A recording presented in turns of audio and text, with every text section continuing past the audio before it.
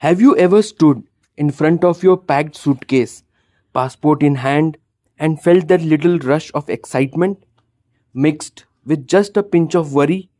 You are not alone.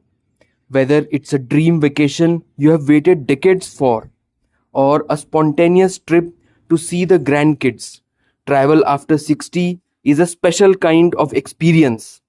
But let's be honest, your body doesn't bounce back like it used to. The energy isn't quite the same. And let's not even talk about how confusing airport security can feel these days. Still, that sense of wonder of stepping into a new place, meeting new people, or just watching the world go by from a cafe window, that feeling doesn't age. If anything, it gets richer.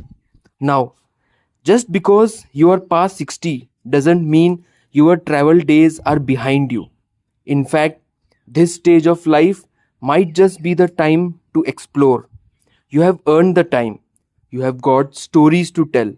But here's the catch: traveling in your 60s, 70s, or beyond isn't about pushing through like you did in your 20s.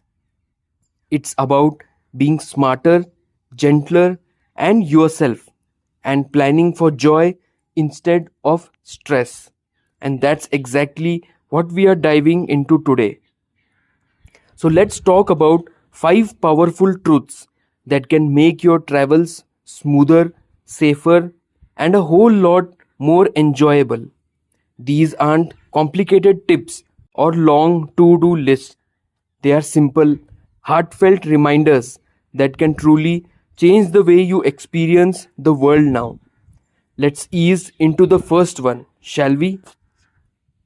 The first truth is you don't have to see everything. Do what matters most to you. You'd be surprised how many older travelers feel pressure to squeeze every landmark and attraction into their itinerary. But let me ask you, do you really want to spend your trip racing from one museum to the next? Or would you rather take your time at a quiet garden, sipping tea and soaking up the atmosphere? This is your trip. You have spent years meeting deadlines, raising families, running households, maybe even clocking into a job you didn't love every day. But now's the time to move at your own pace. So don't let guidebooks or group tours decide what matters. Maybe it's one special painting you have always wanted to see. Maybe it's an early morning walk through a quiet town. That's the beauty of travel after 60. You get to be deliberate. You get to say no to the rush and yes to the experience. And that shift, it changes everything. Now, while we are slowing down and focusing on meaning over mileage, let's talk about the second truth. Comfort isn't a luxury, it's a necessity. Back in the day, you might have been able to hop on a red eye flight, carry a backpack heavier than your torso, sleep on a lumpy hostel bed, and still wake up ready to explore. These days, that kind of travel will wear you down before you even get to the good part. And listen, there's no shame in prioritizing comfort now. In fact, it's the smartest thing you can do. That means choosing direct flights when you can, booking accommodations with elevators, picking a hotel with good mattress and a nice bathroom. It means wearing shoes that actually support your feet even if they are not the trendiest. And it means taking breaks when you need them. No guilt, no shame. Give yourself permission to rest, to breathe, to stretch. Because when you are rested, you enjoy more, you notice more, you remember more. And isn't that the whole point? Comfort also goes beyond just physical things. It's about emotional and mental ease too. That might mean traveling with a buddy who understands your pace, It might mean planning extra time between activities so you are not rushing, or having snacks and medication easily accessible in your day bag. These are little things, but they are mighty. They help you feel safe, supported, and free to enjoy the moment. The third truth, and this one is a big one: your health is your passport to freedom. It sounds dramatic, but it's true.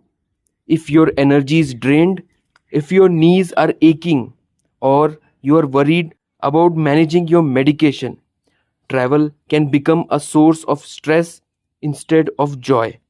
That's why being proactive with your health before a trip makes all the difference. Think of it like preparing your car for a road trip.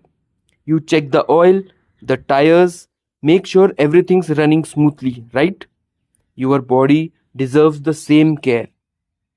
Start by seeing your doctor a few weeks before you travel. Get a quick checkup, refill prescriptions, ask about vaccinations or any precautions for the area you are going. If you have mobility concerns, ask about compression socks, back braces, or supports. And don't be shy about asking your airline for help. They offer wheelchair services, early boarding, and more. That's not weakness, it's wisdom. You are making it easier to do the things you love. That's strength. And don't forget the basics. Hydrate like it's your job, especially on flights. Carry a reusable water bottle and sip often. Walk and stretch during layovers. Keep your medications in your carry on with a note in case of emergencies. These small actions build a foundation of strength. They let you focus on the sunsets and the flavors, not the fatigue or the fear. Health isn't just about avoiding problems, it's about creating possibilities. We have talked about the importance of slowing down, embracing comfort, and treating your health like the golden key it truly is. And the fourth truth you need to know might be the most surprising one yet. You are not too old to try something new. Yes, you heard that right. There is no age limit on adventure, curiosity, or discovery. I know we are often told otherwise. Society has a funny way of nudging us toward the sidelines once we hit a certain age, as if we are meant to sit back and watch life happen instead of living it ourselves. But the truth, this chapter of your life might just be the one where you feel most alive if you give yourself permission. Maybe you have always wanted to try kayaking, but you weren't sure you'd have the balance for it. Maybe you are in Paris and you want to take a French cooking class with strangers who are half your age. Or maybe you have never flown solo, but you are thinking about that first solo trip to see a new part of the world just for you. Here's what I want to tell you: do it. Let yourself be a beginner. Let yourself laugh when something feels silly. Let yourself feel the thrill of learning again. You don't have to be the fastest or the most skilled. You just have to show up. Try something new doesn't have to mean ziplining or rock climbing. Though, hey, if that's your thing, more power to you. It can be as simple as ordering something unfamiliar from the menu, taking a different route, joining a walking tour, going to a local concert in a language you don't speak. It's about letting go of the idea that you have to have everything figured out. That's the beauty of travel. It invites you to be curious again. And curiosity, that's what keeps the soul young. Now let's talk about something equally important: connection. And that's our fifth truth. who you travel with, or even how you connect while you travel matters more than the destination. You can be in the most stunning place on earth, but if you feel lonely, disconnected, or stressed, it can dull the entire experience. On the other hand, the simplest moment, sharing a quiet meal, chatting with a stranger at a train station, laughing with someone over a shared mistake, can turn into the highlight of your trip. So, before you even book that ticket, think about your travel companions. Do they share your pace, your interests, your energy? Are they people who make you feel at ease? Or are you constantly trying to keep up with them? You don't need to match every step, but mutual respect is key. And if you are traveling alone, that's a beautiful journey too. Solo travel can be deeply empowering. Just make sure you plan moments to connect with others, even if it's just small conversations with locals or joining a small group for a tour. Connection also includes staying connected to yourself. Tune in throughout your trip. Are you feeling overwhelmed, excited, tired, inspired? It's okay to step away from the plan and just sit with what you are feeling. Journal it, walk it out, breathe it in. Travel isn't just about outer landscapes, it's about the inner ones too. And the older you get, the more profound that part becomes.